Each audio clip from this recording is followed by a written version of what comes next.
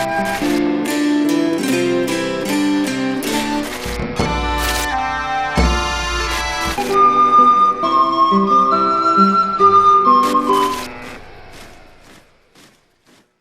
шановныя сябры! Сённяшні герой беларускай гісторыі Тэадор Нарбут. Якраз гэтым часам яму спаўняецца 240 год, ён нарадзіўся 28 кастрычніка 1784 году. Гэта гісторык, археолог, пісьменнік, і адначасова ён быў ваенным інжынерам, адначасова ён займаўся сельскагаспадаркай і атрымліваў за гэта ўзнагароды. Чалавек энцыклапедычных ведаў, які праславіў наш родны край і які заклаў падмурак беларускай гістарыяграфіі, заклаў падмурак вывучэння археалагічных помнікаў нашай краіны. Таму абсалютна варта пра яго пагаварыць і варта ўспомніць гэту выбітную асобу. Як я ўжо казаў, ён нарадзіўся у кастрычніку 1784 году. Ён фактычна большую частку свайго жыцця пражыў у Шаўрах.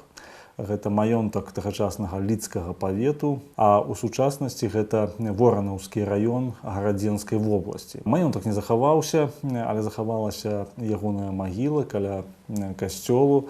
І ён сапраўды быў чалавекам, які вельмі шмат працаваў.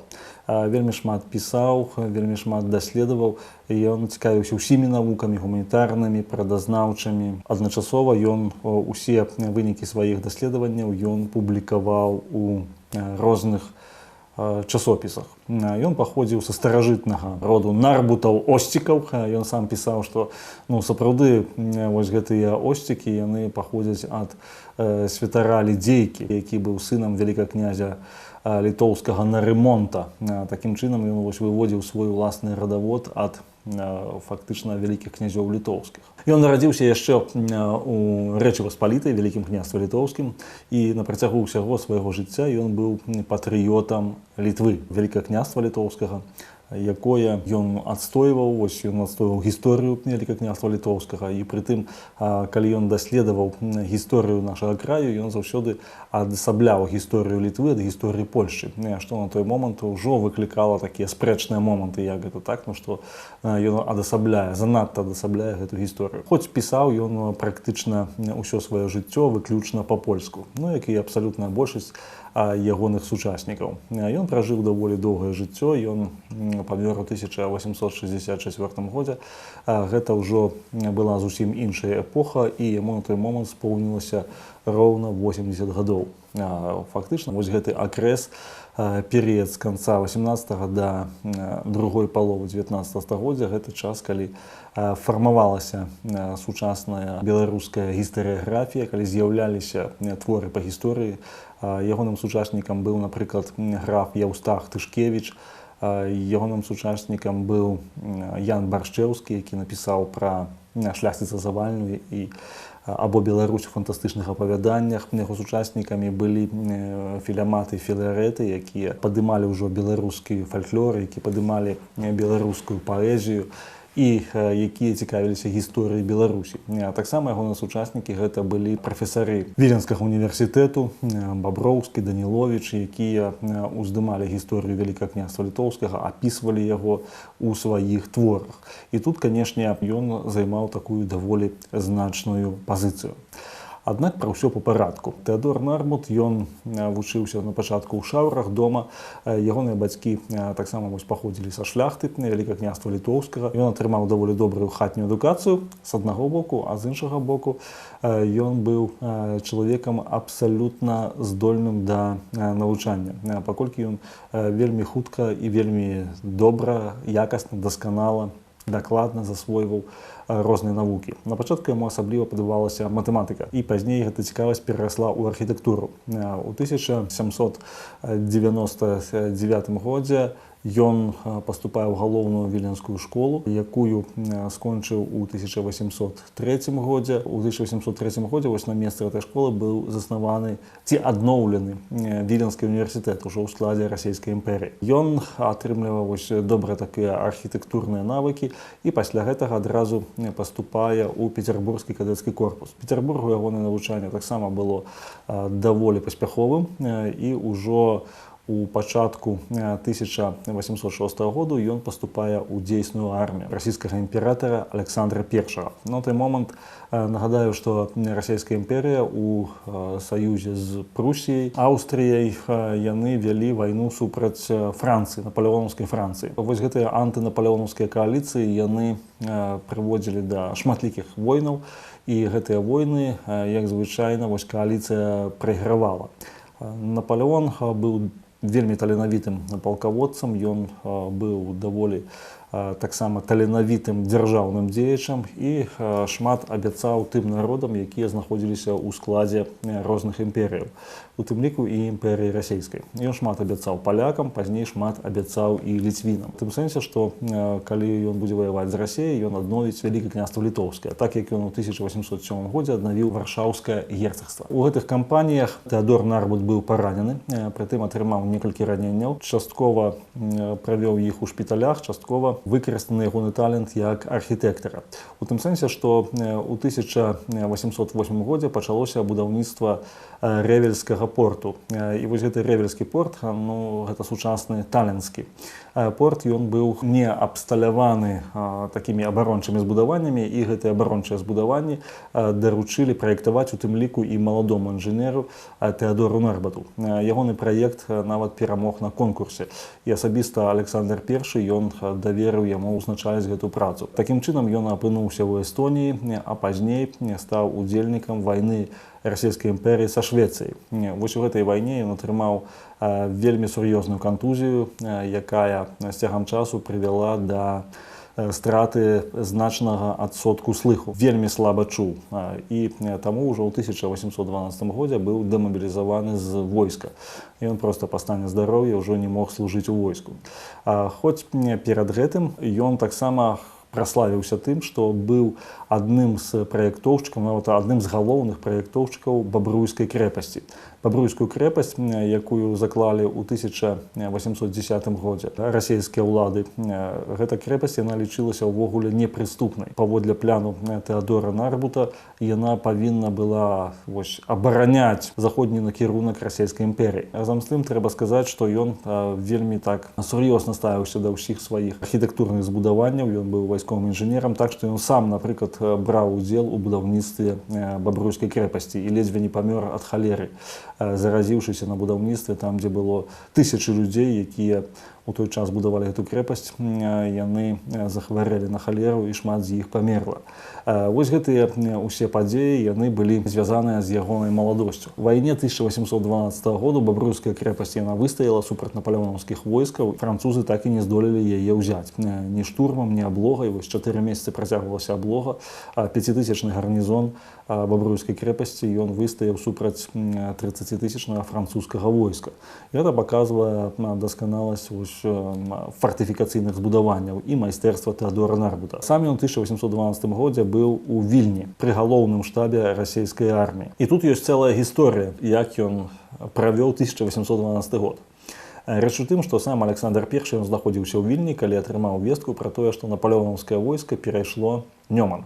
Гэта быў пачатак чэрвеня 1812 году. Усе штабныя афіцэры атрымалі загад тэрмінова эвакуявацца з Вільні і перамяшчацца ў глыб тэрыторыі Беларусі, і па меры разгортвання ваенных дзеянняў таксама перамяшчацца, магчыма, на тэрыторыю Расіі. У гэты час Тэадор Нарбут, як успамінаў адзін з ягоных начальнікаў, генерал Кацэбу, ён яму так па-таварыску паведаміў: а я згублюся і дачакаюся Напалеона. У тым сэнсе, што калі адбываўся пэўны такі хаос, спешка, хутчэй эвакуяваліся ваенныя ведомствы расійскай імперыі, таму што напалеонаўскія войскі наступалі вельмі хутка, вельмі імкліва, асабліва конныя часткі, і Вільня была не так ужо далёка ад мяжы. У гэтым хаосе ён проста схаваўся на нейкі час і ўжо выйшаў пазней, калі французы занялі Вільню. На той момант сапраўды вельмі вялікая колькасць віленчукоў яна падтрымала імператара Наполеона, спадзяючыся на тое, больш дакладна, што Наполеон абяцаў аднавіць Вялікае княства Літоўскае. Сярод іх быў і Тэадор Нарбут. Гэта таксама версія ягонага перабывання ў Вільні, таму што дакладных успамінаў ён пра гэта сам не пакінуў, ён пра гэта нідзе не пісаў. Гэта ўжо пазней успаміналі людзі, якія былі так ці інакш з ім знаёмыя, ці ведалі і ягоную біяграфію з вуснаў яшчэ іншых людзей. Аднак гэта версія ці легенда, яна кажа пра тое, што ён быў прадстаўлены асабіста Наполеону, атрымаў пасаду перакладчыка канцылярыі вось такога міністра Бонаме, які ажыццяўляў сувязь вялікай арміі Наполеона з Францыі. Ён ведаў 9 моваў, дасканала ведаў, ён быў вельмі такім добрым паліглотам, і таму праца перакладчыка была для яго адпаведнай. У тым сэнсе, што ў напалеонаўскай арміі былі прадстаўнікі многіх нацыянальнасцяў, і таксама канцылярыя, якая працавала на сувязь з Парыжам, яна таксама мела вельмі шмат розных такіх заданняў, вельмі шмат лістоў, якія патрэбна было перасылаць у розныя краіны на розных мовах, і тут ён быў незаменны. Так што нават жанчына, якая пісала ягоную біяграфію, пісала пра тое, што ён нават уначы не спаў, таму што перакладчыцкай працы было вельмі шмат. На працягу ўсяго гэтага перыяду ён быў у Вільні знаходзіўся. Аднак Наполеон пацярпеў паразу, вымушаны быў адступаць, а пасля і фактычна ўцякаць з Масквы. Ён пакінуў сваю армію ў Смаргонях і праз Вільню накіраваўся на захад з тым, каб у Францыі сабраць новую армію. У гэты момант Тэадор Нарбут, нібыта, паводле легенды, зноў хаваецца і дачакаўся прыходу расійскіх войскаў і дачакаўся нават амністыі імператара Аляксандра I. Аднак на працягу ўсяго свайго жыцця ён захоўваў тыя лісты, якія ён перакладаў, і свой напалеонаўскі мундур, то бок мундур афіцэра напалеонаўскай арміі. Такая легенда была пра яго, што ў яго ёсць нейкі скураны куфар, які ён рэдка, але адзін раз на год паказваў сваім дзецям, апранаўся і казаў пра 1812 год як год такіх надзвычайных падзеяў, надзвычайных драматычных падзеяў у ягоным жыцці. В тым сэнсе, што двойчы ён быў уратаваны. Першы раз, калі напалеонаўская армія наступала, другі раз, калі адступала, вось Бог уратаваў ягонае жыццё. Пасля 1812 году пасяліўся ў Шаўрах у сваім маёнтку і заняўся сельскай гаспадаркай. Ён прафесійна вырошчваў лён і нават атрымліваў прэмію, нават атрымліваў медалі за тое, што дасканала вырошчваў лён і рабіў самыя розныя льняныя вырабы. Увогуле ён любіў эксперыментаваць. Ён эксперыментаваў у пляне прамысловасці, ён вырабляў прадукцыю з драўніны, ён быў адным з тых, хто закладаў вялікія такія гароды там ці вялікія палі, якія прыносілі яму даволі значныя ўраджаі сельскагаспадарчых культураў. І ў гэтым сэнсе ён быў даволі такім паспяховым чалавекам. Разам з тым ён цалкам пераключаецца з ваеннай сферы на сферу гістарычную. А ён пачынае раскопваць курганы, ён пачынае даследаваць гісторыю і збіраць розныя памяткі пра мінуўшчыну. Прытым робіць гэта вельмі прафесійна. Ён звязваецца з архівамі ў Кёнігсбергу, ён звязваецца з архівамі ў Рызе, у Петербургу. Яму прысылаюць розныя спісы. І ён пачынае пісаць свой самы знакаміты твор «Гісторыя літоўскага народу». І ён даводзіць гэта ў 9 тамах ад самай старажытнасці аж да 1569 году. Гэта вось найвялікшы такі твор ягоны, які пачаў выходзіць у 1836, а скончыў у 1841 годзе. Вось гэты твор, які праславіў ягонае імя. Нават у расійскай імперіі ён быў адзначаны брыльянтавым пярсцёнкам за стварэнне такой працы. Разам з тым ён быў чалавекам, які не ўхіляўся ад рознага кшталту падзеяў грамадска-палітычных, якія былі ў нашым краі. Так, напрыклад, у 1830-31 годзе адбывалася паўстанне супраць расійскай імперіі. І тут Тэадор Нарбут, ён у сваім маёнтку прымаў паўстанцаў, ён дапамагаў паўстанцам, нават маляваў пляны Вільні. Ён вельмі добра ведаў фартыфікацыйныя збудаванні Вільні. На той момант генералы Гелгут і Хлапоўскі яны імкнуліся заняць Вільню. каб абвясціць паўстанцкую ўладу ў сталіцы краю і карысталіся дапамогай Тэадора Нарбута. Таксама ён, як сведчыць успаміны, даў дакладны план бабруйскай крэпасці паўстанцаў з тым, каб яе можна было захапіць, таму што там былі падземныя хады, якія выходзілі за бастыёны, нават за сцены гэтай крэпасці. І праз гэтыя падземныя хады, у прынцыпе, можна было пранікнуць туды і гэту крэпасць захапіць. Ну, аднак у паўстанцаў не было на гэта сілаў. Банальна проста паўстанцы не валодалі такой арміяй, каб праводзіць такую вялікую вайсковую аперацыю. Аднак вельмі цікавы момант, што за адказнасці яго прыцягнулі далёка не за гэта, а прыцягнулі за нейкі памфлет, які ён напісаў нібыта супраць расійскай імперіі. Вось гэты памфлет ці пасквіль яму паставілі ў віну, ну, на нейкі час ён трапіў пад паліцыйны нагляд. Аднак сутнасна гэта сітуацыя не паўплывала на Нарбута. У гэты момант ён ажаніўся. Ён ажаніўся з Крыстынай Садоўскай, беднай шляхцянкай, шмат маладзейшая за яго, і з якой ён меў 5 дзяцей. Вось выхаванне дзяцей сваіх ён таксама праводзіў вельмі такім дасканалым духу любові да сваёй айчыны, да гістарычнай Літвы. Аднак пра гэта пазней. У 1834 годзе ён зрабіў такую вельмі цікавую знаходку. Ён паехаў у Кавызскі павет да беларускага шляхціца Аляксандра Быхаўца. І вось Аляксандра Быхаўца ён заўважыў вялікі стары фаліянт. Размаўляючы з гэтым панам, ён зразумеў, што гэта частка беларуска-літоўскіх летапісаў, што гэта арыгінал летапісу 16 стагоддзя. І ён пачаў прасіць у яго, вымольваць у яго, каб ён прадаў. Дэкляраваў любыя грошы, казаў, што будзе збіраць любую суму, каб узяць гэта для сябе і каб пазней выдаць друкам, каб увесці гэту вялікую такую гістарычную крыніцу, больш за 400 сторонак, увесці ў навуковы ўжытак. Аднак Быхавец ён на пэўны час упёрся проста і не даваў гэтай працы Нарбуту.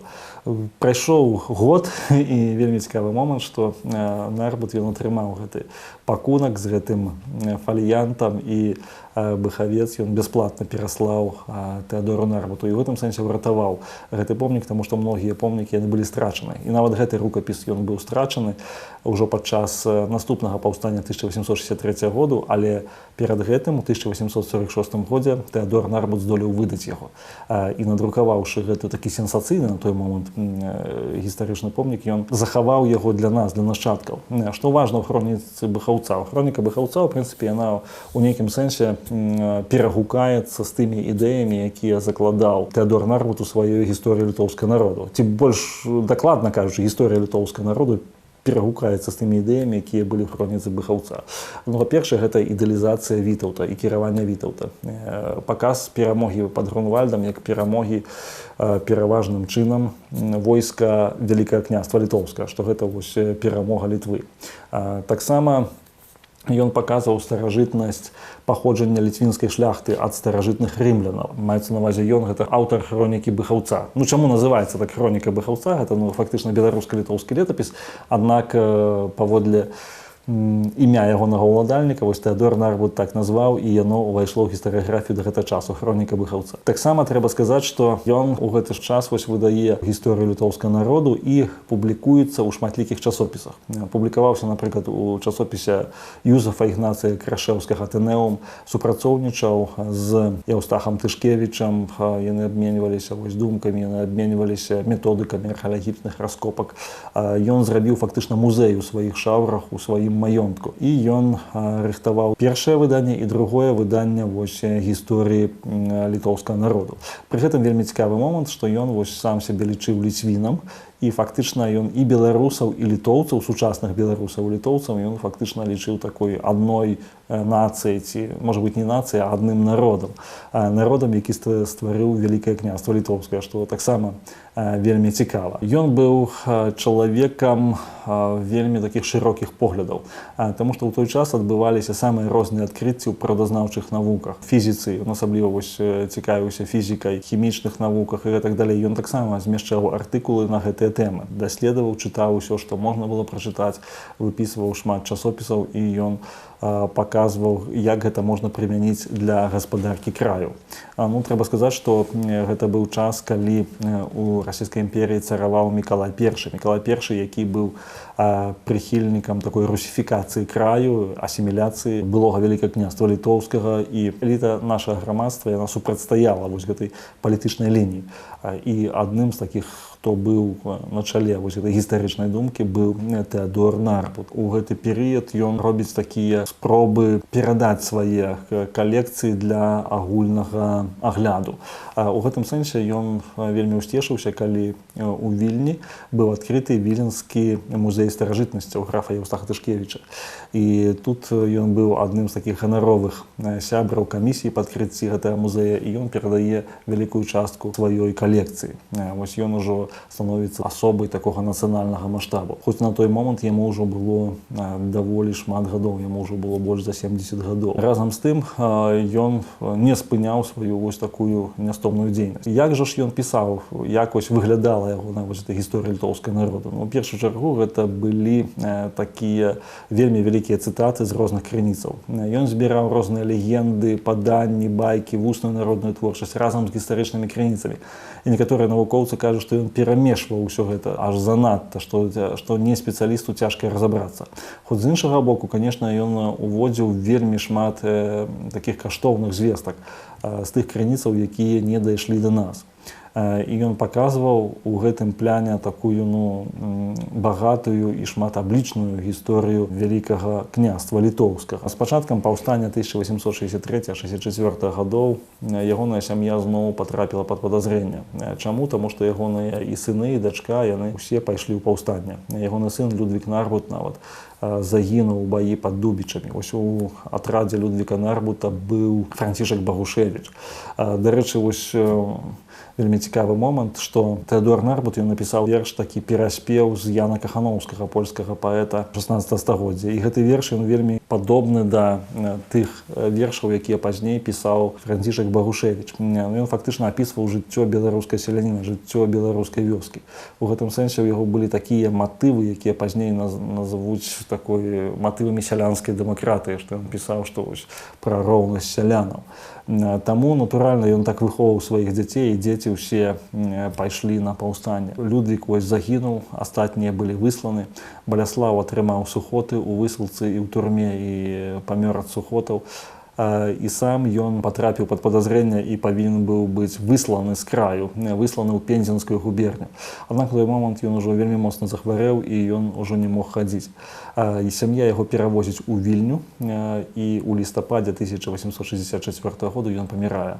А ягоную жонку Крыстыну яе сапраўды высылаюць у Пензенскую губерню, і яна там жыла на высылцы аж до 1871 году. Пазней вяртаецца ў родны маёнтак Шаўры. Тэадор Нарбут, вось ён быў пахаваны каля мясцовага касцёлу, а ўжо яго дзеці і жонка былі пахаваны на вясковых могілках каля вёскі Шаўры, таму што каля касцёла не дазволілі пахаваць, таму што дзеці былі паўстанцамі і баяліся, што гэта будзе занадта такой вялікай нейкай патрыятычнай акцыяй само вось гэта пахаванне. Таму вось яны пахаваны ў розных месцах. Магіла яго захавалася да сённяшняга дня. Калі казаць пра спадчыну Тэадора Нарбута, то, безумоўна, мы павінны казаць пра тое, што ён вызначаў тыя рэчы, пра якія і пісалі пазнейшыя гісторыкі. Гэта значыць суб'ектнасць Вялікага княства літоўскага, суб'ектнасць Літвы, старажытнай Літвы. Можа быць, мы калі-небудзь запішам асобную перадачу пра ягоную гісторыю, каб больш падрабязна разгледзець. Ён быў чалавекам, які уваходзіў у кола, каго пазней назавуць краёўцы, тых, хто акрэсліў сябе ліцвінамі. Такіх, напрыклад, як граф Тышкевіч, Адам Ганор і Кіркор, Ходзька, Сыракомля той самы. Таксама былі шматлікія прадстаўнікі ўжо ў другой палове 19-го, пачатку 20-го стагоддзя, так званыя краёўцы. Для іх мець вось творы Нарбута ў сваёй бібліятэцы гэта лічылася вялікім гонарам. І таму вось цэлае пакаленне, якое ўжо ў другой палове 19-го, пачатку 20-го стагоддзя абвясціла пра сваю прыхільнасць да краёвай ідэі, іх цяжка назваць там беларусамі ці літоўцамі ў сучасным разуменні гэта слова. Яны былі краёвымі патрыётамі краю, яны былі ліцвінамі. На вось гэту цэлую плынь зрабілі вялікі ўплыў творы менавіта Тэадора Нарбута. І вось гэта ліцвінскасць, конечно, яна была даволі такая пашыраная у тагачасным грамадстве Вялікага княства літоўскага. Разам з тым, нам трэба сказаць, што ён быў чалавекам, які ніколі не цураўся прыхільнасцяў там да беларускай мовы, да беларускай сялянства. Ён жыў сярод гэтай масы стыхіі беларускай сялянства і, безумоўна, на той момант проста, што не было беларускага друку, ён не мог пісаць па-беларуску, як там не маглі многія іншыя пісаць. Аднак на сённяшні момант захоўваецца вялікая яшчэ яго спадчына, якая недаследаваная, і гэта ў асноўным спадчына гістарычная. Там, дзе розныя ягоныя выпіскі, можна аднаўляць ягоную думку, як ён бачыў гісторыю, а значыць, як ён бачыў перспектыву. І ў гэтым сэнсе ён чалавек, які адкрыў для таго пакалення новы погляд на гісторыю. У чым гэта быў новы погляд на гісторыю? У тым, што напісаў менавіта гісторыю народу. На той момант лічылася, што сапраўды, калі няма дзяржавы, то няма і народу. Без дзяржавы ён фактычна не можа існаваць. Ён ёсць не гістарычны такі суб'ект. І гэта было пашырана не толькі там у Беларусі ці ў Польшчы, гэта было пашырана ў Нямецчыне, гэта было пашырана ў Расіі, там, дзе ўсе пісалі, што дзяржава гэта ўвасабленне народнага духу. А ён, разумеючы, што няма дзяржавы такой, але яна была ў гісторыі, ён напісаў менавіта гісторыі народу. У гэты час таксама пісаліся гісторыі іншых народаў, гісторыі народаў, якія не маюць сваёй дзяржавы. Вось у гэтым сэнсе ён, безумоўна, такі наватар. Ён паказаў, што сапраўды, калі браць за прыклад ізраільскі народ, які доўгі час не меў сваёй дзяржавы, не меў сваёй тэрыторыі нават, але ён меў сваю мову, сваю культуру і, галоўнае, меў свае ўласныя адносіны з Богам, гэты народ захаваўся, выжыў. І таксама і творы Тэадора Нарбута яны казалі пра наш народ, пра народ, які страціў, згубіў сваю дзяржаву, аднак народ сам не памёр, народ жыў. І адным з гісторыкаў гэтага народу і быў Тэадор Нарбут. З адной гэтай прычыны важна памятаць пра яго, бо ён зрабіў вельмі важны крок для усведамлення нашай агульнай мінуўшчыны, што Вялікае княства літоўскае ёсць у тым ліку спадчынай і беларускага народу. Дзякуй за ўвагу.